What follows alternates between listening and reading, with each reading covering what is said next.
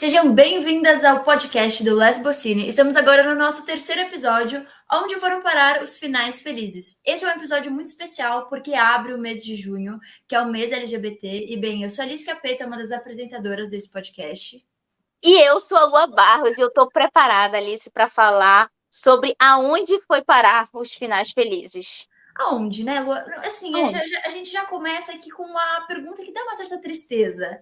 É uma série de cancelamentos, um histórico meio duvidoso de representatividade, mas alguns casais aí que marcaram presença. E é justamente isso, a gente vai fazer um breve histórico, gente, sobre, enfim, alguns casais e personagens que marcaram, né, a história da TV.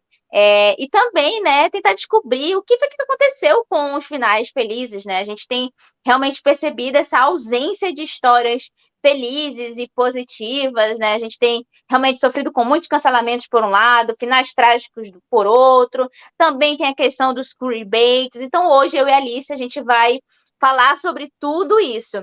Mas antes da gente começar a hablar nesse podcast, não se esquece de se inscrever no YouTube, se você está assistindo pelo Por YouTube, se favor. você está escutando pelo Spotify, segue o Lesbocine, tá? E aproveita e já segue a gente em todas as redes sociais, @Lesbocine, no Twitter, no TikTok, no Instagram, para saber tudo que está acontecendo no mundo do entretenimento e da cultura pop voltada para mulheres sáficas. Mas aí, Alice, bora logo, que tem muita coisa pra gente falar no podcast de hoje. Bora. Não, e tem uma coisa só importante, também a gente queria agradecer que a gente acabou de bater 100 mil seguidores lá no Twitter, né? Nosso Instagram também tá com quase 50 mil seguidores e o TikTok com quase 200 mil seguidores. Então a gente queria agradecer a todo mundo aí que apoia, a gente divulga, continuem, vamos fortalecer toda essa cultura sáfica, todo esse nicho. A gente, no nosso último podcast, que teve a convidada G. Santos, para quem não viu, o episódio 2 foi inteiro sobre novelas brasileiras, a gente também falou um pouco da América Latina em geral.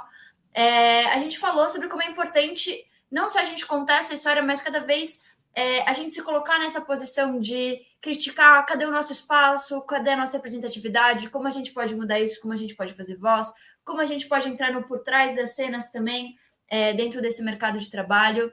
Então é isso, né? Vamos fomentar. Não, tranquilo.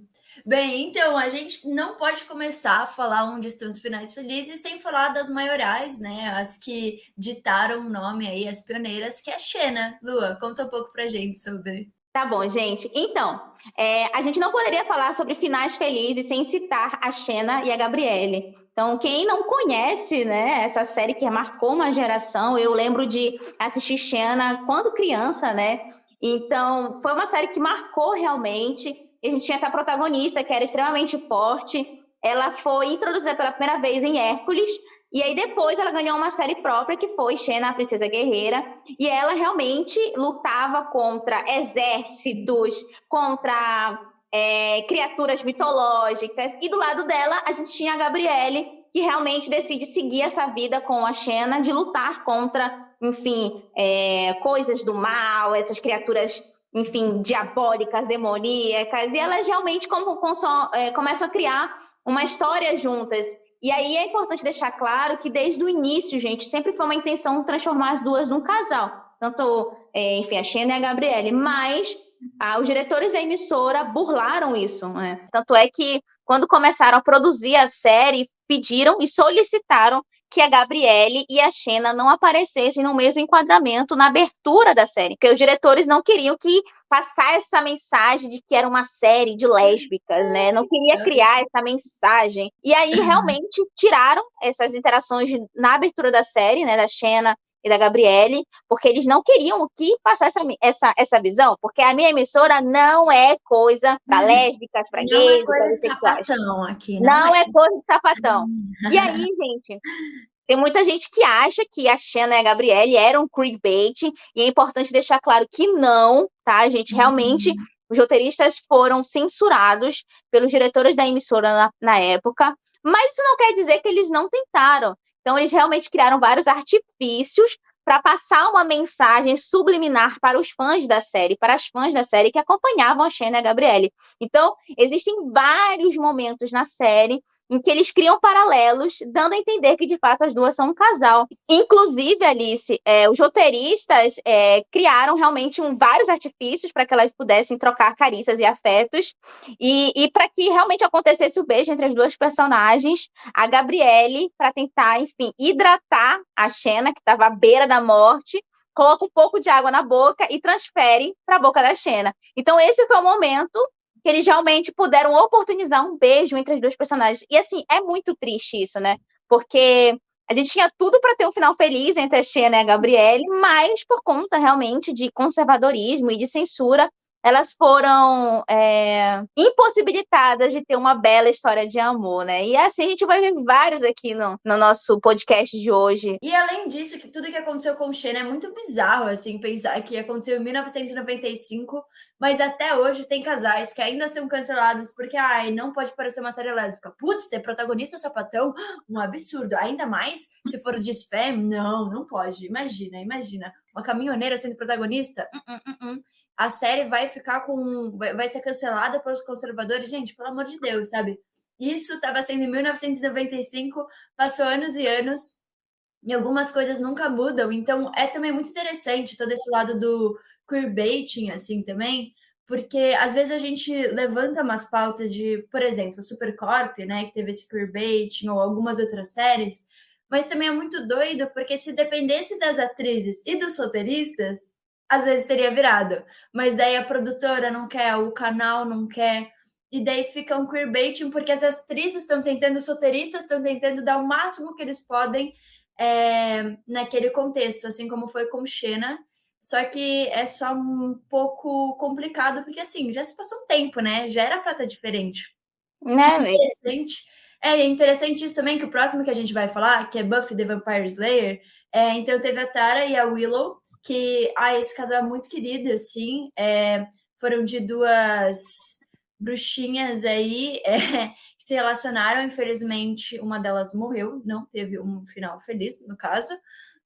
Mas, independente, foi muito interessante, porque Buffy era uma das principais séries do momento, assim. Elas eram o evento, assim, porque Buffy era tipo The Vampire Diaries da época, Pretty Little Liars da época, Teen Wolf da época, assim, era realmente todo mundo se mobilizava para ver essa série, era uma cultura teen muito forte, e não só tinha a Tara e a Willow, tinha também, que enfim, foi a Tara que morreu, né? Mas tinha um chip muito forte entre a Buffy e a Faith, que eram duas personagens. E passando os anos, passando os tempos, se não me engano, até ano passado, saiu uma notícia que a atriz fala que ela acredita sim que a Faith estava apaixonada pela Buffy e que ela sim seria um casal, que as roteiristas gostariam que isso acontecesse, mas não tinha margem naquela época para fazer isso acontecer, porque a Buffy era a protagonista. E agora, assim como Xena, que querem fazer um remake, também querem fazer um remake de Buffy the Vampire Slayer, e daí fica, e agora? 20 anos depois, né? O que será que vai ser? Será que vão ter a coragem de assumir a Buffy como bissexual? Será que vão ter a coragem de colocar Xena com um casal, né, com a Gabrielle? Então é interessante ver essas séries voltando à tona, com essa abertura maior da sociedade também, e ver se alguma coisa vai mudar ou não, porque sinceramente não é porque a gente está em 2023 que muita coisa está mudando, não. Mas Tá, vamos ver, né, Lua? com certeza. E aí a gente realmente passou por vários processos, né? A gente trouxe realmente alguns casais que marcaram épocas, mas assim, tem inúmeras outras histórias, gente, de personagens que não tiveram finais felizes, enfim, seja por conta de censura, ou por mau desenvolvimento, ou porque os roteiristas não souberam lidar com aquela personagem. E aí a gente trouxe a Xena, a gente trouxe a Tara e a Willow. E aí, em contrapartida dessas histórias de finais trágicos, né, e da impossibilidade de finais trágicos, a gente tem DL World, né, que Amor, é, clássico, é um uma clássico. carteirinha em todo mundo aí. E a gente entende, gente, que é uma série que tem muitas problemáticas, mas a gente também tem que lembrar do contexto social que ela estava inserida na época que ela estreou. E a gente realmente pode falar, assim, dos problemas que a série tinha, Mas era extremamente importante você ter uma série que tinha diversos protagonistas lésbicas. A gente tem a Alice, que é bi, apesar de muitas pessoas quererem apagar isso, é importante deixar claro que a Alice é uma personagem bissexual.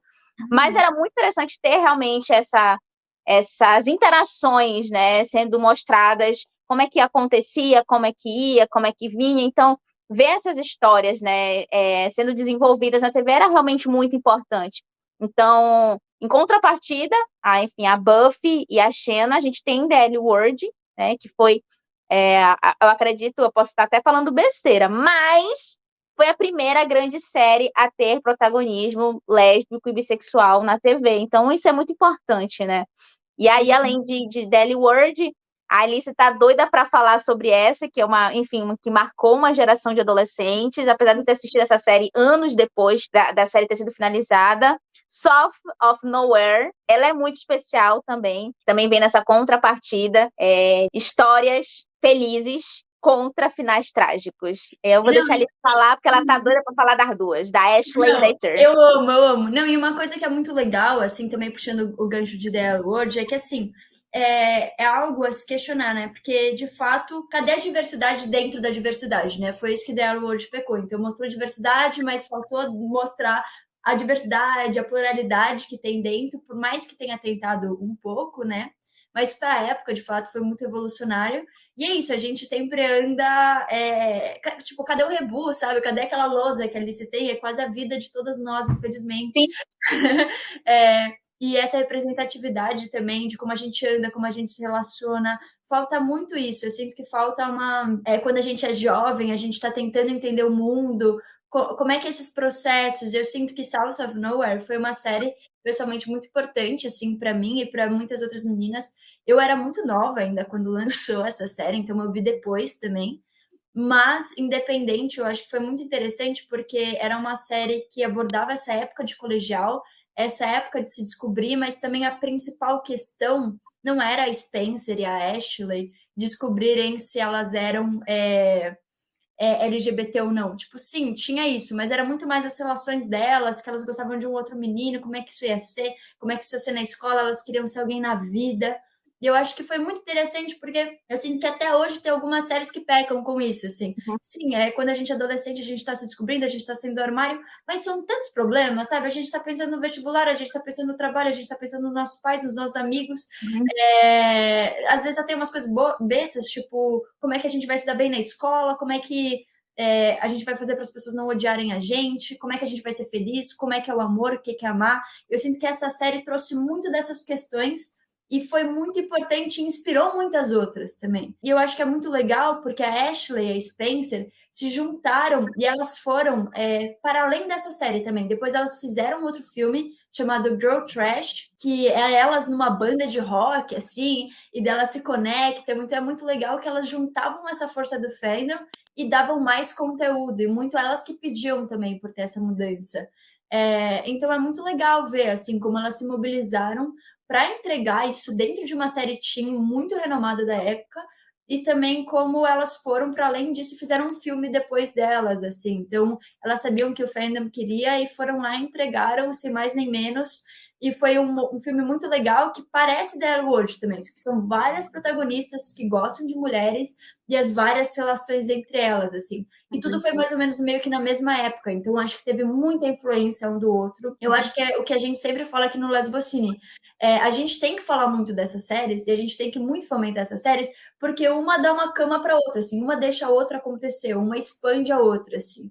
E esse fandom vai se fomentando em um geral. Então é bem interessante, de algumas séries, por exemplo, que lembram um pouco, a gente tem Fake Net, que lançou, né, que não teve um final feliz, mas só não teve porque foi cancelada antes, porque enrolaram muito pro papel, mas também era um certo trisal e tudo mais. E daí a gente também tem Glee, que também pega um pouco de South of Nowhere, que é essa coisa meio do colegial, as pessoas meio tentando ser populares, os casais se misturando entre si. E daí a gente chega com a Britânia, que, gente, pelo amor de Deus, a Britney e a Santana, assim, foi um marco. E é muito legal, porque elas também não eram para ser um casal. E as atrizes foram lá e falaram, a gente vai ser um casal sim.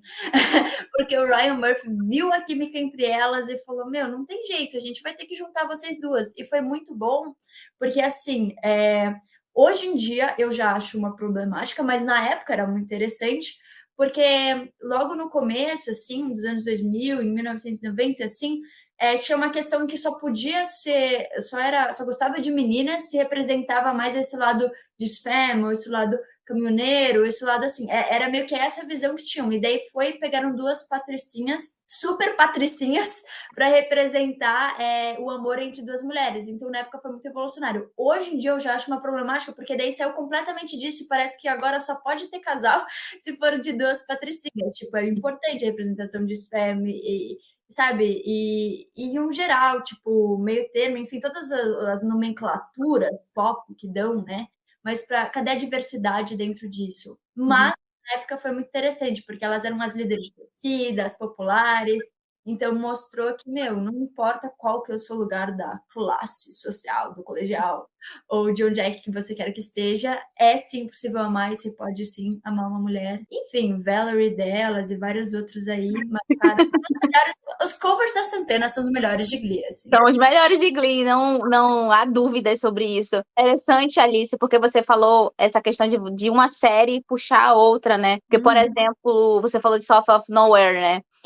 As protagonistas de South of Nowhere, elas tinham uma química realmente incríveis e elas são melhores amigas até hoje. Enfim, convivem uma com a outra. E aí elas realmente foram convidadas para protagonizar Girl Trash, porque antes de Girl Trash ser o filme, ele foi uma série. E aí elas foram convidadas para participar dessa série, e aí depois a série virou o filme, né? E aí é muito interessante você perceber isso, de você ir construindo essas histórias de uma maneira tão boa que você vai pavimentando o caminho para as outras que vêm, entendeu? Porque quando você entrega uma história muito bem construída, e aí essa história começa a ganhar prêmios, começa a ganhar visibilidade, as pessoas ao redor que são do audiovisual começam a perceber, cara, talvez a maneira que a gente esteja fazendo essa série seja errada, porque a outra série fez isso e deu muito certo, né?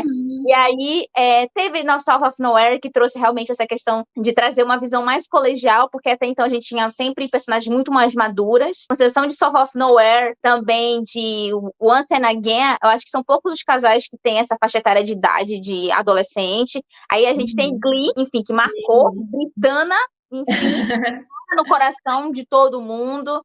E como você falou, né, também foi a consciência das atrizes, a Naya é uma pessoa incrível, a gente não pode deixar de não falar dela, porque foi uma das pessoas realmente que bateu de frente, falou assim, gente, assim, eu acho que tem muito potencial aqui, vocês estão desperdiçando, porque a Britney e a Santana são sensacionais, e ela provou isso por A e mais B, né, e a gente realmente teve, assim, nesse período, né, enfim, da estreia de South of Nowhere, o lançamento de várias comédias românticas, teve Imagine Eu e Você, teve Debs, teve Saving Face, e aí lá de 2005 para 2015 ficou assim, ficou uma coisa meio morna, né? Tinha umas séries que tinham final feliz, aí tinha umas séries que tinham finais tristes, personagens que eram mal desenvolvidas, enfim. Só que aí a gente vem para 2016, que foi um ano caótico pra gente. Enfim, gente, foi um ano caótico. Odeio. A gente odeia 2016 por muitas questões, mas foi um ano bastante sangrento, né? Que resultou na morte da lenda, que é Alexa.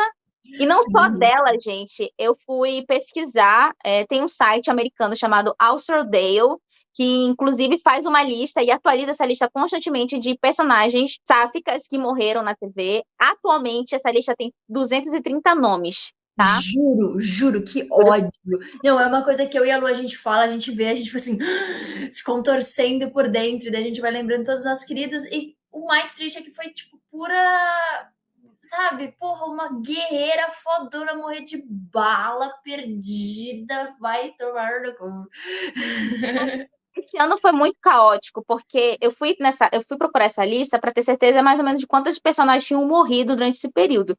E segundo esse site, foram cerca de 30 personagens que morreram na série de TV nesse período em 2016. E aí a Alex acabou se tornando a cara do movimento do LGBT Fans Deserve Better, porque assim, gente, na semana que ela morreu, foi sequência, tipo, várias outras foram morrendo em seguida. Isso, tipo, levantou uma questão. Será que a nossa vivência, né, a nossa existência, o resultado dela vai ser a morte? Porque era isso que as pessoas se perguntavam. E, tipo, eram mortes muito bestas, né? Porque, por exemplo, a Alexa morreu de uma bala perdida, mas, tipo, tinha umas mortes assim que eu ficava, gente, pra quê, sabe? Uhum. Não, e não só era muito, assim, desnecessária a morte também, não precisava ter essa morte, não era algo que adicionava necessariamente na narrativa, e foram todas mortes de personagens muito, muito fortes, muito incríveis. A Alexa foi um grande símbolo, porque até uma coisa que a gente já falou nos outros episódios, a gente fala aqui também, porque o que às vezes falta muito quando a gente representa a comunidade LGBT é que a gente não é só, tipo, putz, a minha personalidade não é só que eu curto mulheres, assim, por exemplo. Tem várias coisas para além do lesbocine que a gente gosta, tem várias coisas para além disso. E assim, a Alexa era uma guerreira foda, ela comandava um país, tipo, um mundo inteiro foda, assim, ela era um grande exemplo aí, de liderança, de força, de coragem. E ter essa morte marcou muito, assim como de outros personagens. Então, teve a Cofine, que na época pareceu que ela tinha morrido, e não. Desculpa, a Delphine, que pareceu que ela tinha morrido e não morreu com um tiro, e ela também era uma super membro, uma super cientista, assim. E também teve daquela outra série que tinha psicopata e a sociopata, que elas eram, assim, elas atiravam horrores, elas lutavam horrores, batiam em todo mundo, e daí morreram de uma maneira super tosca também. E daí eu lembro que foi muito dolorido, porque é isso, toda vez que tinha alguma personagem que saía da personalidade única, ser gay, assim, ser lésbica, ser sapatão, gostar de mulheres, ela morria. Então, caramba, a gente só pode existir se servir para esse propósito na narrativa. Se a gente expandir um pouquinho, a gente morre.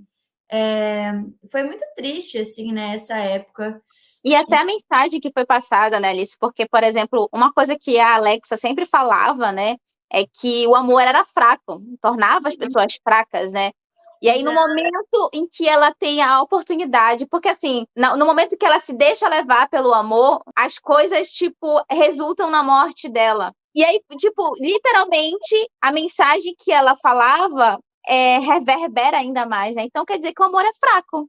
Sim, e Entendeu? foi assim de todas as personagens, né? A Delphine também foi porque ela foi defender a Cosima, a outra foi porque foi defender a outra, então todas foi tipo, putz, olha só, se você gostar de uma mulher e for defender a mulher que você gosta ou quiser se apaixonar e viver esse amor, se liga, você vai morrer.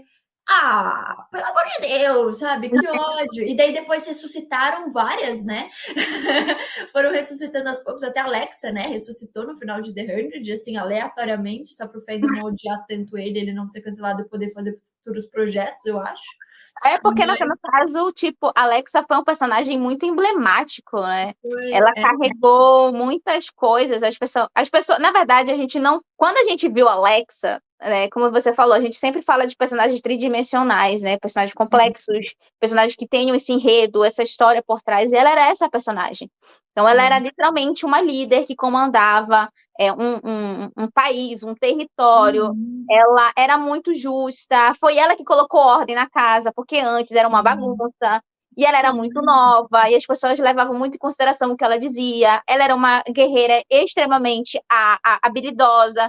Então, ela era uma personagem com muitas camadas. E aí, ela se apaixona. E aí vem aquela mensagem ecoando na cabeça dela, mas o amor é fraco. E aí, o que eles tinham realmente para mostrar que o amor não era fraco e que a união dela com a Clark iria realmente tornar os territórios fortes, unidos, ela morre. E aí eu lembro que muitas pessoas que acompanhavam a série na época, enfim, saíram várias notícias dizendo que a série era muito progressista, porque era uma das primeiras séries a ter uma personagem bissexual, protagonista, se relacionando, a história e tal. E, tipo, vários portais reverberaram essa mensagem. Muita gente realmente começou a falar muito bem de The 100. E The 100 era uma série muito boa. E aí, quando se toma a decisão de matar a Alexa, o castelo simplesmente desaba, porque nem os portais esperavam que eles realmente fossem fazer isso. Entendeu? Porque prévia, né? Todo mundo falava muito bem de The 100, do contexto, de ter essas duas protagonistas que eram jovens, que lideravam, que eram realmente personagens da comunidade, né? Enfim, a Alex era uma personagem lésbica e a Clark é uma personagem bissexual. E elas comandavam tudo, é isso, a gente quer, entendeu? Lésbicas trambiqueiras empinando moto, dando tiro, era isso que a gente queria. E aí, o Castelo Rui, no momento que ele decide matar a personagem, e as pessoas começam a questionar não só as decisões do Jason na época, mas a decisão de outros roteiristas. Será que o trabalho que vocês estão fazendo, ele é adequado, ele representa a comunidade? Levantou-se toda essa questão do LGBT fans deserve better. Warrior Gays. Inclusive estou usando a minha camisa do LGBT fans deserve better. Olha, gente. E aí eles realmente começaram um movimento, gente, de cobrar os roteiristas. Eles criaram, enfim, todos os produtos que foram vendidos na época, que nem a camisa, o Klexabook, eles realmente arrecadaram um valor considerável, foram $170 mil da última vez que eu chequei, para o The Trevor Project, que é uma ONG que realmente cria ações para prevenir que jovens LGBTs cometam suicídio. E aí, além do Trevor Project, né, do valor arrecadado pelo LGBT Fans Deserve Better, enfim, todo um movimento que foi criado, em paralelo foi criada a Clexacon, que a Alice tá louca para falar sobre isso. Eu amo, não, gente, a Clexacon, assim, de verdade, eu acho que foi.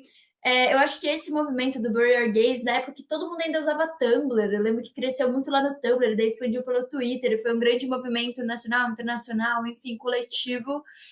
E isso fez com que surgisse o Clexacon, que lá nos Estados Unidos tem esse movimento, né, da Comic Con, que é muito forte, que junta todas as séries e filmes, essa cultura de fãs, e daí chama os atores, chama os roteiristas, os diretores para ser entrevistados. Aqui no Brasil a gente tem a Comic Con Experience, inclusive. Daí criaram a Clexacon, que é uma versão disso, só que só voltado para atrizes, roteiristas, diretores que trabalham obras de mulheres que amam mulheres. E foi muito, muito interessante, porque isso fortaleceu a causa de um jeito. Se vocês separarem de 2016 a quantidade de obras que saíam de mulheres que amam mulheres em comparação agora, cresceu assim exponencialmente depois do Clexacon, porque viram que assim a mobilização foi tão forte que a gente conseguiu criar um evento consolidado, está sempre cheio, que inclusive o Lesbocine já cobriu.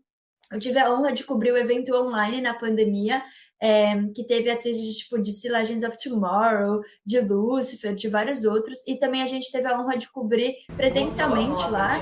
Foi a Domi que cobriu em Los Angeles, que teve Los Angeles, Las Vegas, não tenho certeza, e também online cobrimos novamente, porque fazem um mini evento, depois do evento grande.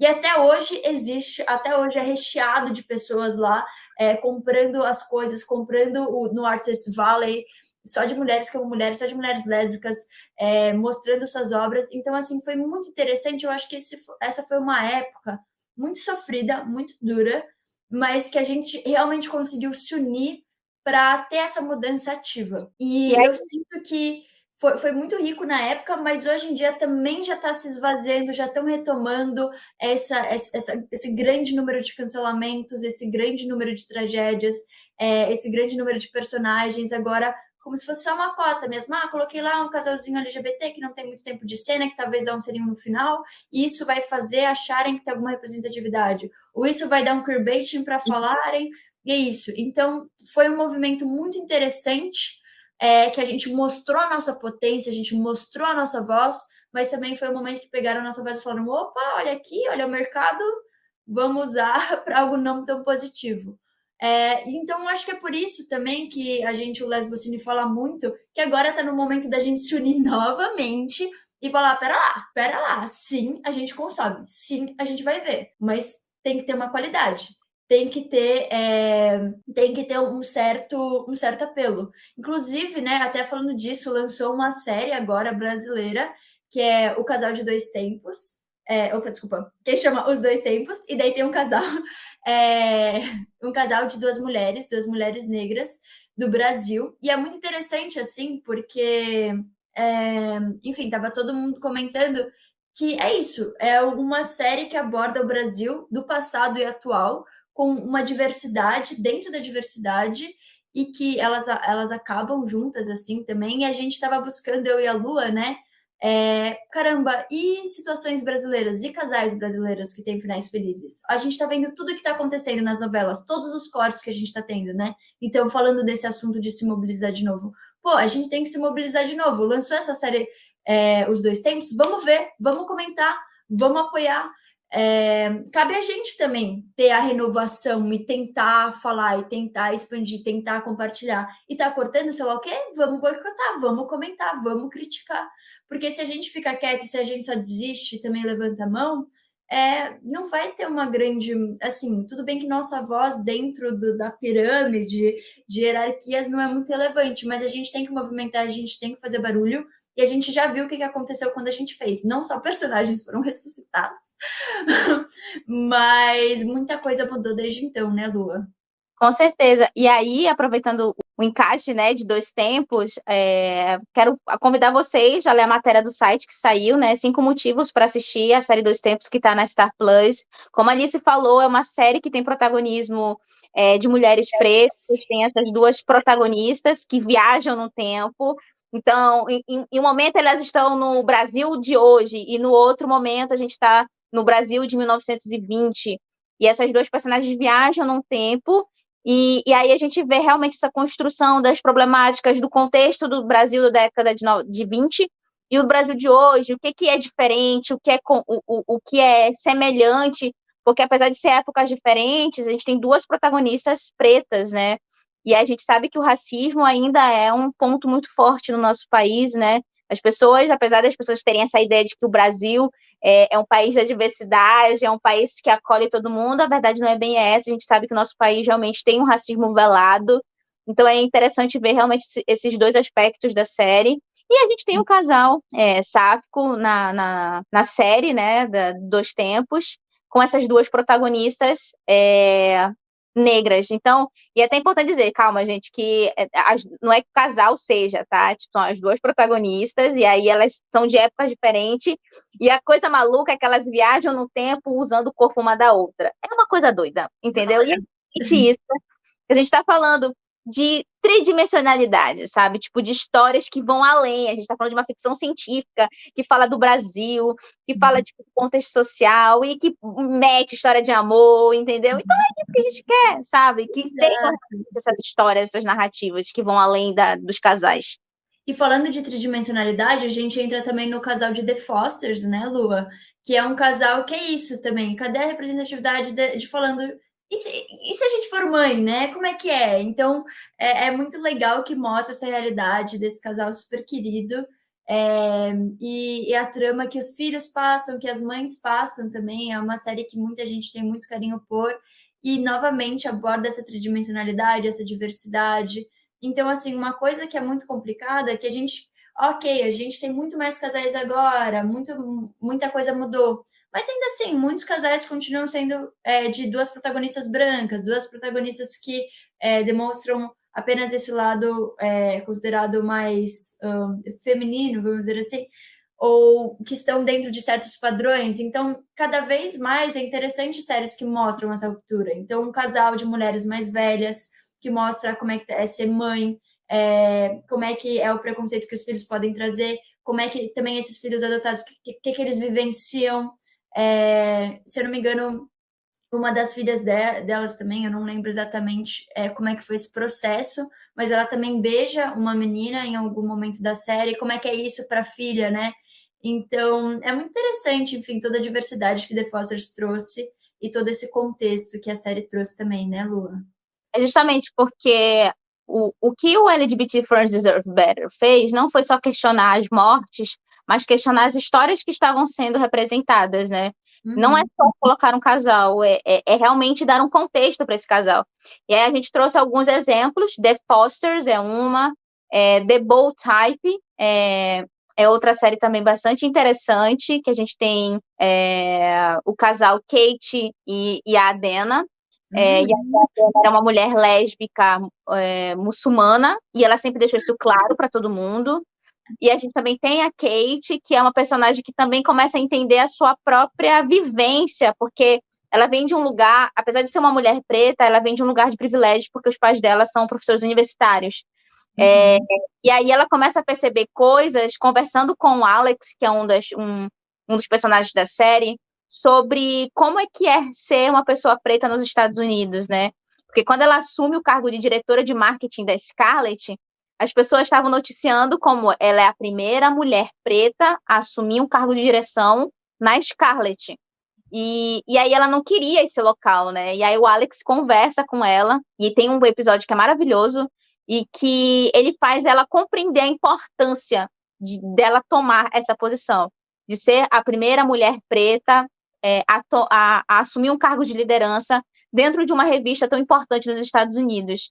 Então, além de The Bold Type, a gente já mencionou aqui, tem Orphan Black. Só uma coisa de Bold Type também, que é muito legal comentar, que tem uma história feliz dentro da atriz, né, que fez Bold Type, a Nicole Bosseri, não sei exatamente como fala, mas ela fez um filme LGBT antes, e ela fez um par romântico, é muito interessante, chama Circumstance, que aborda sobre esse amor entre duas mulheres no Oriente Médio, todas as dificuldades que tem, e elas vivendo esse amor. Apesar do filme não ter, realmente elas terem ficado juntas no final do filme, a personagem da Nicole, ela realmente chega a perguntar pra ela, você não quer fugir comigo? E aí a outra diz que não. E aí ela vai embora do país, né? Então, ela tem o final feliz dela, né? Uhum. A outra que não tem. Acontece. E daí também tem um outro filme que é interessante que aborda esses desafios, que é a Rafiki, na Quênia. São duas garotas quenianas, e daí mostra uma ela é filha tipo do presidente, do prefeito da cidade, etc, esses desafios. E no final elas acabam encontrando esse lugar de para passar esse amor delas, para tornar esse amor real. Então é muito legal também que cada vez mais teve essas diversidades nas telas e nos filmes para falar desses amores nos diferentes países, nos diferentes contextos também. Porque é isso, quando a gente fala de amor lésbico, amor sáfico, amor entre duas mulheres, sim, a gente pode ir para um caminho super americanizado, mas também tem o amor entre duas mulheres na América Latina diferente, sabe? No continente africano é diferente, no Oriente Médio é diferente, na Ásia é diferente. Aqui a gente já abordou diversos o amor entre as mulheres em todos os continentes possíveis, e é importante a gente entender como ele é representado, como é que é a vivência dele, como ele pode ser ter essa voz expandida aí para ser uma referência para mais mulheres, né? Eu acho que isso é muito importante, né, Lua? E Bold Type trouxe isso também, né? E, enfim, pode prosseguir. E aí, realmente, teve essa questão do Bold Type. A Kate e a Dana é um dos meus casais favoritos, por N motivos, apesar das problemáticas. Tem umas problemáticas, né? Porque toda a série tem a problemática. O problemático é tudo. Mas, além de The Bold Type, tem Orphan Black. Ai, meu série favorita, eu amo. Nunca erraram. Mentira. Erraram sim. Erraram. Não, erraram um pouco, mas nunca erraram. E aí a gente tem realmente, é o que a gente tá falando, gente, de complexidade. A gente tem o casal da Cosima e da Delphine, que além, gente, porque assim, a gente gosta dos casais, a gente gosta, tá? Porém, se você não dá substância para esses casais, a gente não tem como não como se apegar a eles, entendeu? Então a gente tem realmente essas duas personagens que são um casal, mas que tem realmente vivências e enredos que vão para além dos casais, né? Então a gente tem essa tá quase morrendo, né?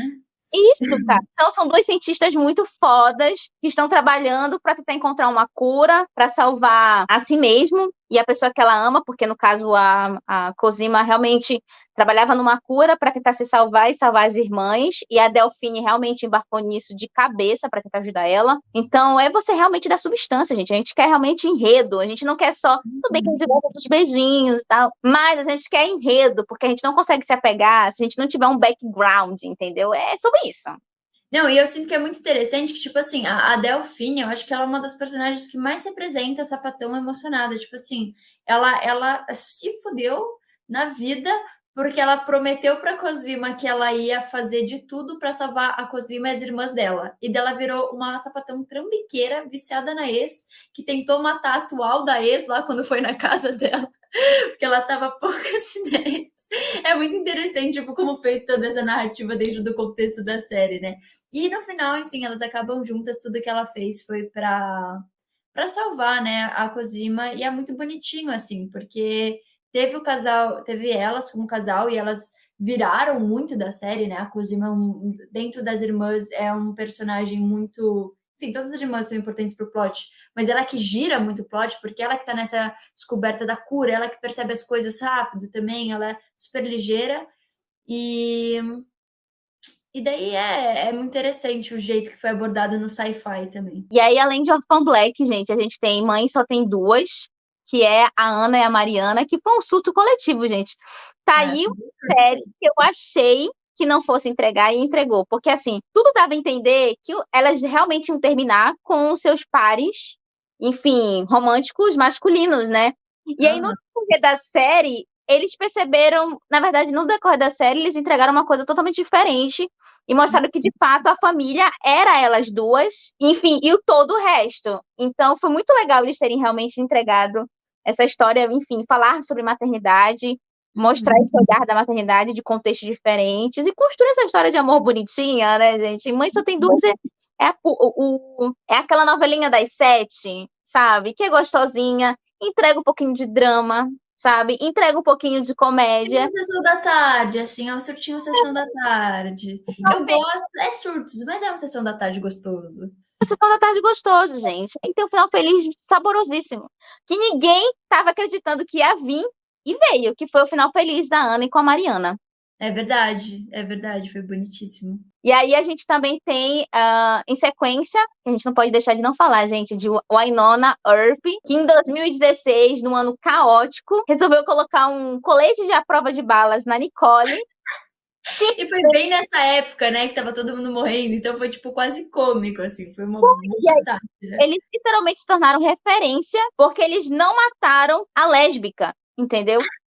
Fato, tipo assim, a série, gente, o mais maluco de tudo é que Wynonna já tinha sido gravada, entendeu? A temporada toda já tinha sido gravada. Quando ela estava sendo exibida, eles já tinham terminado de gravar a série. E ninguém esperava que a escolha de colocarem um colete à prova de balas nela e tornar aquilo uma coisa muito comédia fosse realmente ter a dimensão que teve, porque nessa época em que todas as lésbicas e as bis estavam morrendo, a Nicole sobreviveu por conta de um colete à prova de bala. Nossa, juro, foi muito bom. Eu acho que esse casal foi um casal muito querido, assim, todo o desenvolvimento delas. Eu acho que uma coisa que eu sinto desse casal especificamente é que ele trouxe novamente o afeto entre duas mulheres. Porque eu sinto que muitos outros casais, às vezes, principalmente nessa época também, às vezes estava indo muito para um lado de muita briga ou muita luta, muito enemies to lovers, o que é muito gostoso também. Mas eu acho que essa série, desde o começo, trouxe o afeto muito latente, assim, entre duas mulheres.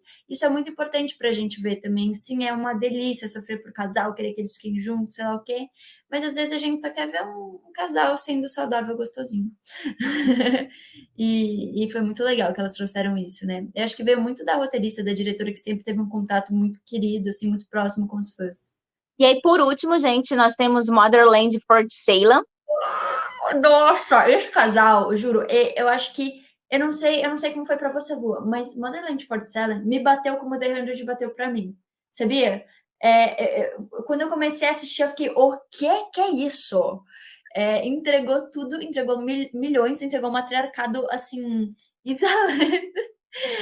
É muito boa. Essa série é muito querida, assim. E assim, na verdade, eu demorei um pouco para gostar da Rael e da Scylla. Eu vou confessar para vocês, porque a minha personagem favorita de Motherland era a Tali, e continuou sendo a Tali até o último episódio. E, tipo, o fato deles, das atrizes quererem fossem juntadas, porque a atriz que faz a Tali e a atriz que fazia a Coronel começaram a incitar um Foi babado isso, foi babado isso. Eu dava a minha vida, entendeu? Para ver essas duas juntas. E aí não aconteceu, né? Para minha tristeza, eu chipava muito a Tali com a. Mas isso é meio estranho, porque ela era, tipo, né? Não, a diferença de idade era bem latente. Amiga, mas são bruxas, entendeu? São bruxas. E aí que a Sarah tem, tipo, 330 anos, sabe? Ela estava conservada e estava gostosa. E aí não importa, tá? Ela era a milf dela. Ela era E aí, não aconteceu na série, mas as atrizes liberaram um beijo, porque elas tiraram uma foto se beijando e falaram assim: toma aqui, gente, pra vocês surtarem. A gente queria aquilo. Não, e as atrizes são muito legais. Eu acho que uma coisa que eu gosto muito, muito mesmo dessa série é que um dos primeiros conteúdos que a gente teve no nosso canal do YouTube, se não o primeiro vídeo, foi tipo de uma entrevista com a personagem que faz a Scylla, né? Que é a Amalia Holm. Ela simplesmente a gente falou: ah, a gente gostaria de entrevistar. Sim, claro, pode ser no YouTube, pode ser onde for. Tipo, meu Deus, que querida, que solista, que elas estavam lá, assim, realmente, vamos revolucionar isso aqui tudo de novo. Uma pena que infelizmente saiu do catálogo, né? A gente agora está passando por um processo que várias séries LGBTs, principalmente lésbicas, estão saindo do catálogo, é muito triste. Enfim, sáficas, de mulheres que são mulheres, ou que tem algum casal aí no meio. Mas, eu acho que essa série veio aí para dar um gostinho bom na nossa alma novamente. Sim. E aí, Alice, a gente tem uma problemática, né? Que o tema do podcast é onde foram parar os finais felizes, né? E a gente realmente tem essa queda e essa subida e essa queda. E aí, a gente deixou de morrer para agora ser cancelada, né? E aí Né? tem essa nova problemática, né? O problema antes era a nossa constante morte em séries de TV ou em Uhum, filmes. E aí, uhum, agora houve uma mudança, né? Agora a gente está sofrendo com uma onda de cancelamentos de séries uhum. em diferentes streamings, e, enfim, não só em streamings, mas até mesmo em TV aberta, em TV a cabo. Então, isso é realmente muito triste, porque volta de novo. Será que a gente nunca vai ter paz? Não, e é uma coisa que, assim, as séries canceladas também, não é como se elas não fossem, tivessem sido vistas ou que não tivessem nenhuma repercussão. Meu Deus, quando a gente vê, principalmente as do Netflix, né, que o Netflix costuma cancelar bastante, volta e meia, fica no top 10 durante semanas e semanas e semanas e semanas. E demora um século para falar se vão renovar ou não. Eu acho muito interessante, tem uma série recente, né, que a gente brincou que fez o Straight Bait, que é Exo Kitty, né? Que tem o casal que, assim, nos trailers e tudo mais, era tipo, meu Deus, com qual homem ela vai acabar? E no final, ela gosta de uma menina. E daí tá todo mundo falando, eba, vai ser renovada para a próxima temporada, porque tem muita gente que quer que ela fique com o menino. E, assim, é meio triste a gente ter que fazer esse straight bait, mas é isso, não importa se a série tá há semanas e semana sendo uma das mais vistas. Os produtores, os streamings, assim, essas nossas séries são sempre as primeiras a serem canceladas. E daí agora eu sinto que tá vindo algumas técnicas aí, algumas táticas para tentar deixar no ar. Então, às vezes, estão inserindo em algumas outras séries, ou a personagem vai descobrindo mais no final, e daí já tem um fandom muito bem estabelecido, ou deixa para a próxima temporada. Então, Killing Eve, por exemplo, foi uma série que fez muito isso, né? Tava deixando, e só que às vezes acontece de deixar até demais para o final, por exemplo, Fake It, e daí nunca acontece, daí acaba antes de acontecer. Mas é meio estranho, assim, meio louco ver essas táticas de produção para tentar manter essas séries no ar também. E aí é justamente isso, a gente realmente teve essa onda de cancelamentos, né? E é justamente essa problemática, né, Alice? A gente vem realmente sofrendo de uma onda de cancelamentos. Então, a lista é grande. Então, teve First Kill, Everything Sucks, teve Caçadores de Recompensas, One Day at a Time, The Wild, Gentleman Jack, I'm Not Okay With This, Paper Girls, então, Batwoman, e assim a mais dolorida de todas, que foi Oriana, né? Então, eu mencionei aqui, gente, algumas, porque tem outros cancelamentos que ocorreram, né? A gente também não pode esquecer de Legends of Meu Deus. Tomorrow, que também foi cancelada. Ai, Então, assim, hoje, agora, as sáficas não morrem, elas são canceladas, né? Então, é uma sim, problemática que muitas, todas, não. todas.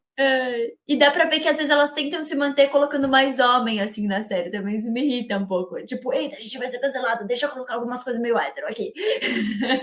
E eu lembro que quando Oriana foi renovada, né, e começou a temporada e tudo, eu lembro que as pessoas começaram a falar sobre a maldição do beijo, porque Oriana só foi renovada para uma segunda temporada porque a Beatrice e a Ava não se beijaram na primeira temporada. Mas como elas se beijaram na segunda temporada, a série foi cancelada. Então, tipo, ela foi um beijo. Beijou?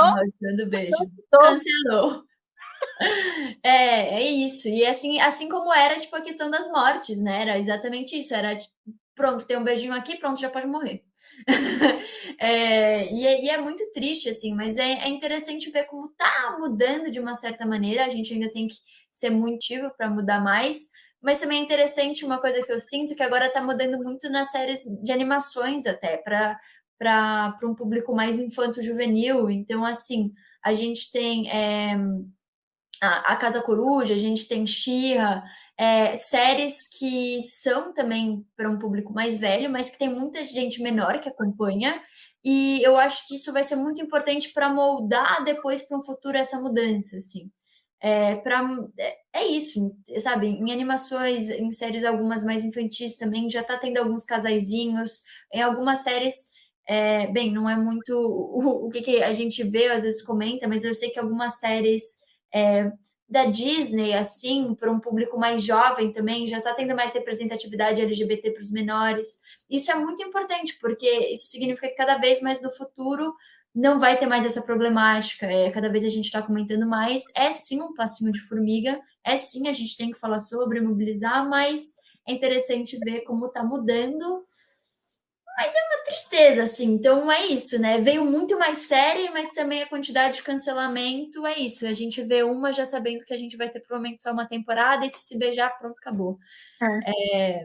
E assim, até mesmo para a gente já finalizando, Alice, eu acho que a mensagem que fica é que a gente está cansada, né? É muito cansativo ter que ficar lutando pelas nossas representatividades. A gente fez, assim, um breve histórico, né? E trouxe aqui a Xena, trouxe Buffy, trouxe South of Nowhere, trouxe Alexa, trouxe os cancelamentos, enfim, a gente está constantemente lutando para que a gente permaneça e mantenha as nossas representatividades, né?